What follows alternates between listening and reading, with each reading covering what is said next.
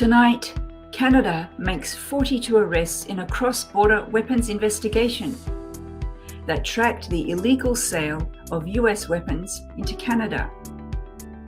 The police also seized handguns and a significant amount of drugs. And Israel to ban settler visits to Al-Aqsa after increased violence at the holy site and military escalation at the border. Ben-Gvir, the far-right security minister, calls the decision a serious mistake. Later in the show, fasting in the workplace. What are the do's and don'ts? Explained to professionals as the month draws to a close. If you're working with a colleague that's fasting, they might be more tired during the end of the day, so it's better to schedule meetings at the start of the day. Assalamu alaikum and good evening. This is Muslim News Canada on Muslim Network TV. I am Catherine Bullock. Canadian police have made 42 arrests in a cross-border firearms tracking investigation. There are 442 criminal charges laid on the suspects.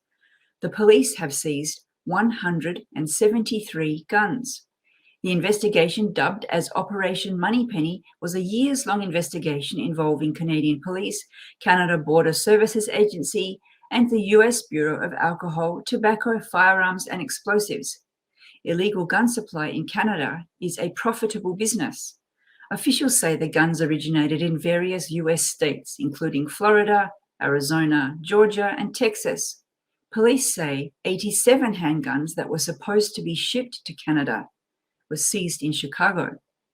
Police also seized 4 pounds of cocaine and $300,000 worth of fentanyl. The Bank of Canada has not increased the interest rate, keeping it steady at 4.5%. The highly anticipated move by economic experts will allow the impact of previous interest rate hikes to filter through the economy. The main takeaway from the central bank's interest rate statement include a deposit rate of 4.5%, with the bank rate at 4.75%. Canada still faces more demand than supply, making the labour market tight. Economic growth in the first quarter is stronger than projected in January, with increase in exports and solid consumption growth. The housing market sees no notable growth. Israeli Prime Minister Benjamin Netanyahu has announced a halt to Israeli settler intrusions into Al-Aqsa mosque complex until the end of the month of Ramadan. A statement by Netanyahu's office says the decision was made following a comprehensive assessment on the security situation across the West Bank and East Jerusalem. The far-right National Security Minister Itamar Ben-Gvir describes the decision as a serious mistake that will not bring peace. This comes amidst mounting tension across the Palestinian territories after Israeli forces stormed last week the Al-Aqsa mosque complex, beating and arresting Palestinian worshippers. The violence resulted in retaliation from the Gaza Strip and Lebanon. Israel responded with air and artillery shelling. UN Secretary-General Antonio Guterres is seeking international support for Somalia, which is facing the worst drought in decades. Guterres, who is visiting Somalia, met with President Hassan Sheikh Mohammed at the presidential palace in the capital, Mogadishu. Later, during a news conference, Guterres said he is in Somalia to, quote, ring the alarm on the need of massive international support. He said he is keeping his tradition alive of visiting a Muslim country during Ramadan. According to UN estimates, more than 6.5 million people in Somalia will face worse food security between April and June. Please stay tuned. We will join you after a short break. Assalamu alaikum and Ramadan Mubarak. I'm here to ask you to support something which we are watching right now, Muslim Network Television. Just like PBS, NPR, or even your masjid, we depend on your donations. We broadcast Muslims, we put Muslims on air, we bring good news, we counter negative media with positive media. And here is an example. When the terrible earthquakes hit Turkey and Syria, Muslim Americans donated $100 million within 5 days. That was more than what US government gave in the same time. Getting our news out is what Muslim Network does. This Ramadan, stand for your community. Donate to Muslim Network. Do it now. Visit muslimnetworktv. Thank you so much, and assalamu alaikum. Fasting a long day during Ramadan is hard enough. Fasting in a workplace where people might not know anything about fasting can make it even more difficult. Many workplaces do not make allowances in shift work or start and end schedules. Team meetings might be scheduled over luncheon. How do Muslims manage fasting in the workplace? To learn more, we are joined by Fatima Riaz, National Managing Director of Max Mentors. Assalamu alaikum and welcome to the show. Assalamu alaikum. Thank you so much for having me. Thank you for joining us. I've interviewed for other reasons people in the healthcare sector who work in shifts, and they are not able to take time off to break their fast or to pray. And those who do sometimes say they face retaliation in the workplace. So can you just give us a general picture of what it can be like for people trying to fast in the workplace? Absolutely. And I do think that it's in this day and age with, as global as we've gone, everything being virtual, it's hard to step away from your desktop. So I have a desk job and I work as a consultant, international tax consultant for Ernst & Young. And, I'm working 15, 16 hours a day. And at times it's really hard to shut down your laptop, step away and have time to break your fast or even prepare meals for your fast, for your iftar. So definitely it's been a challenge trying to make the organization aware of the accommodations that are needed by working Muslim professionals. I do think we've come leaps and bounds in terms of my experience with Ernst & Young. I joined the organization 5 years ago, and I remember my first Ramadan was in June. It was our busy season. We were working 20 hours, like 18 hours a day. Fast were opening at 9:30 p.m. and I was afraid of putting my hand up and saying anything about it at that time. Now, though, let's just unpack this slowly. There are two kind of difficulties that you've just mentioned. I mean, one is the difficulty of the long day, which has its own difficulties. Even if you have the ability to break fast easily, working while fasting has its difficulties. And then the second thing you mentioned is getting the employer on board. And you mentioned, a personal experience. Let's tackle the second one first, because that might be something that people really, really are struggling with and need guidance on.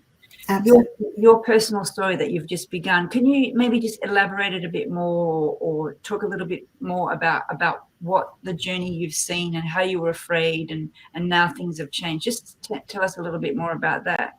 Absolutely. So when I started 5 years ago, I think my biggest hesitation was that I work in a field where it's consulting, it's on the go all the time. You don't really get an accommodation like this in busy season where everybody's pulling in 90-hour work weeks. And so my first year, I was even hesitant saying anything and saying, asking that I have to break my fast. Can I step away, or can I have 2 hours off in the evening? Can I log off early? And now if you fast forward to 5 years onwards, for the last couple of years, I've been in a flexible work arrangement every Ramadan. I start working right after Sahri. I log off at 3 p.m. That gives me time to take a nap after I'm done working, prepare my iftar, break my iftar with my family. We've had 6 other Muslims join in my team. And since I was the first one to bring forth this initiative, I've been able to do the same for every Muslim member of my team this year. And the team is much more aware of what our needs are, that, if you're working with a colleague that's fasting, they might be more tired during the end of the day. So it's better to schedule meetings at the start of the day. If there's something that does not need to be done that particular day, the team is mindful enough to, send an email with a note saying that you can address this, after you've broken your fast or when you start your workday tomorrow. So there's lots of changes that have come in the last 5 years. You're managing director of an organization called Max Mentors, which is for Muslim professionals. Was your experience of beginning, you didn't even want to raise your hand, but now you feel comfortable to say something? Is that a common experience that you heard from other members? Absolutely. I've talked to, so in my spare time, I, as a volunteer, I lead the Max Mentors group nationally, and I've spoken to so many of my fellow volunteers, people who we've had as mentors and mentees, and this is a topic that keeps coming up every year in our conversations. We have workshops, and people keep bringing this up that, I'm new in my job. How do I raise my hand? How do I ask for an accommodation? And the one thing that I've kind of noticed as a common trend is that sometimes it's not just about raising your hand to ask for an accommodation, it's also making your organization aware of how to provide you with that accommodation. So they might not just have the tools to, make that environment inclusive for you, and you might have to give them a little bit more than just, I need an accommodation, but how do you give me that accommodation kind of a talk track.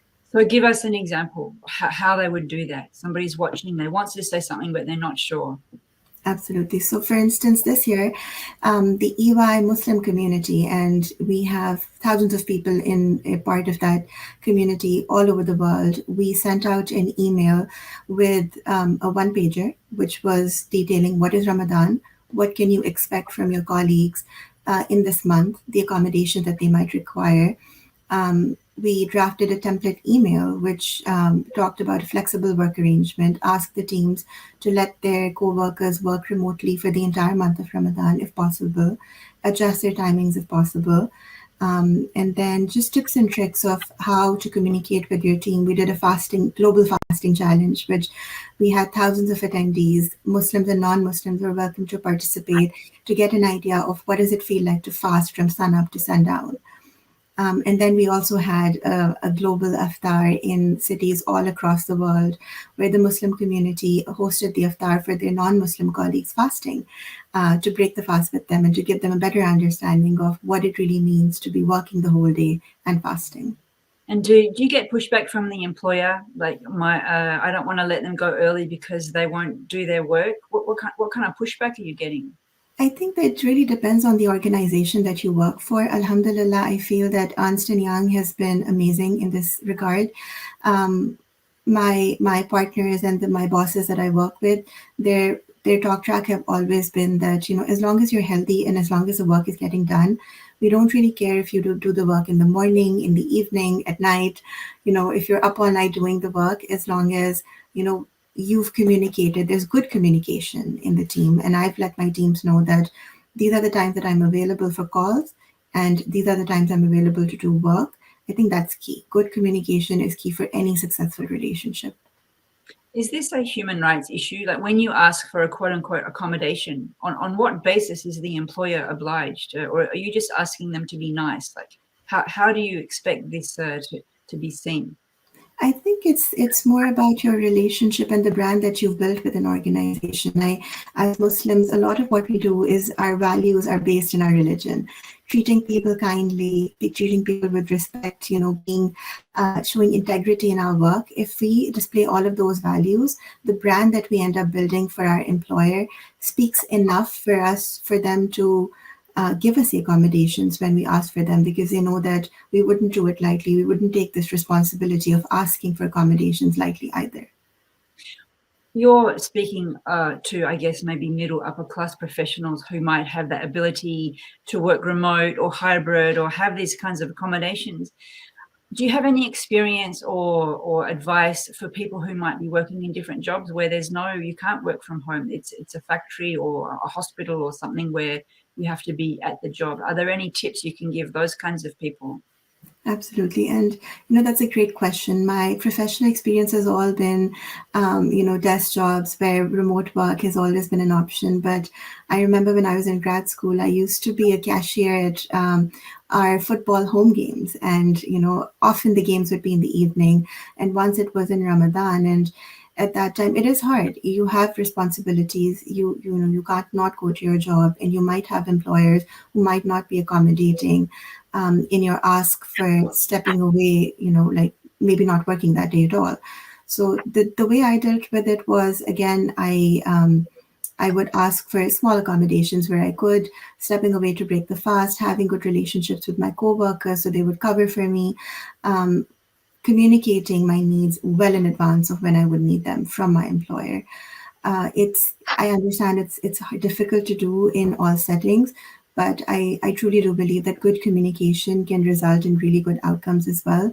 And dealing with all your professional relationships with integrity can help people build that trust in you to give you what you need when you ask for it.